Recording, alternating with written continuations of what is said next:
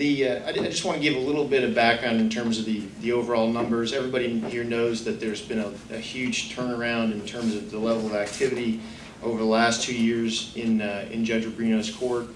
A year ago, 2 years ago, there was 50,000 cases pending. Now, a couple months ago, there's 18,000, and now we're down to 15,000 in the last couple months. That number is going to continue to dive. You know, Judge Robreno has commented and given some breakdown in terms of the active cases in his court.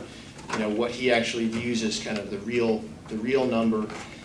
He's broken that down to, you know, in the next couple months, we can anticipate the cases that are, I think many of them are Casino Vaughn cases out of Illinois and Wisconsin that were transferred or referred to Judge Reed.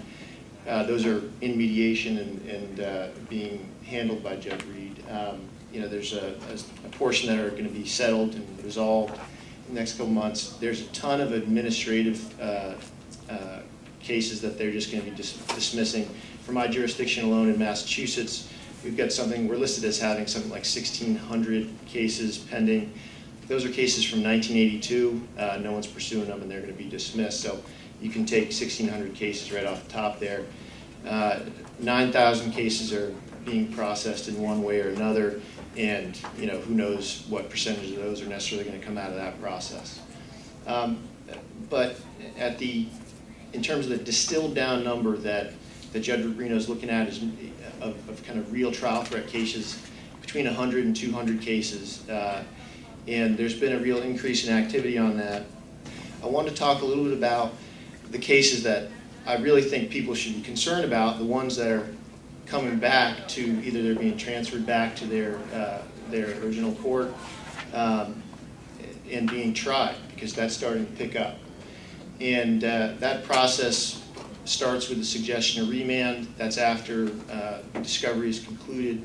That's after motion practice is really concluded.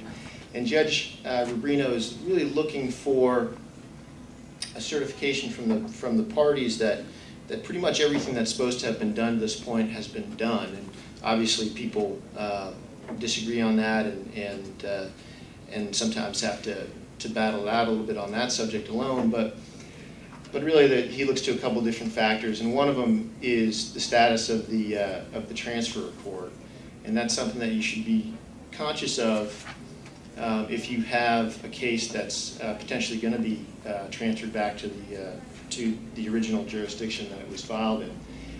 If you know, in my case, Judge Nancy Gertner, we recently had a case that was potentially going to come back, and someone mentioned that to her, and she was pretty surprised and didn't really like the idea of learning that in 30 days she might have an asbestos case on her docket that no one had told her about.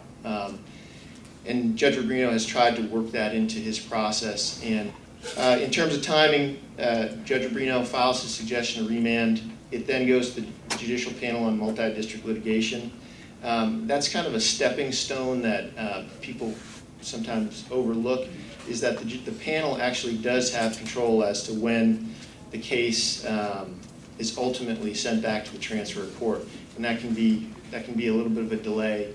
You know, if they're overwhelmed with cases, sometimes it just takes them, it's just an extra month or 2 months. But you know, when time is of the essence, people start to get concerned about it.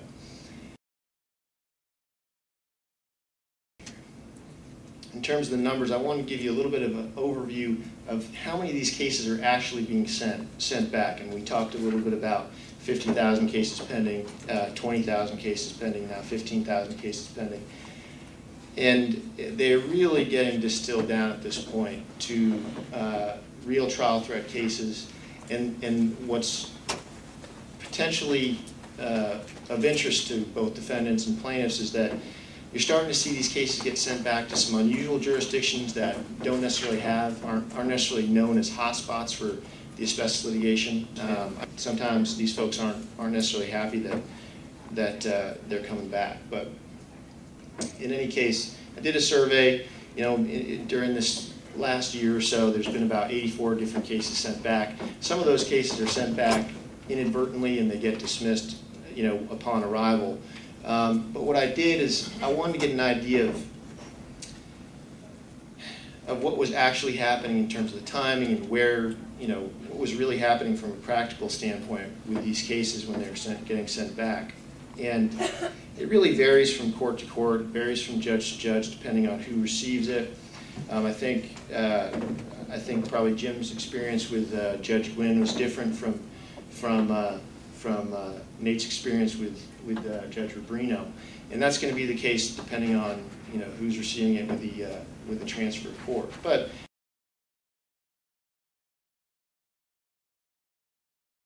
the question I was really looking into is, Judge Robreno has said he wants these cases tried within 30 days of being remanded, and there's just practical limitations on that happening. But I think the consensus is that when he is remanding these cases, he does want them tried, and they are having significant activity in a very short period of time. So if you're a defendant, you've been looking at the MDL as a black hole for the last 20 years, and you start seeing some percolating activity, it's something you need to pay attention to because it can really creep up on you very quickly.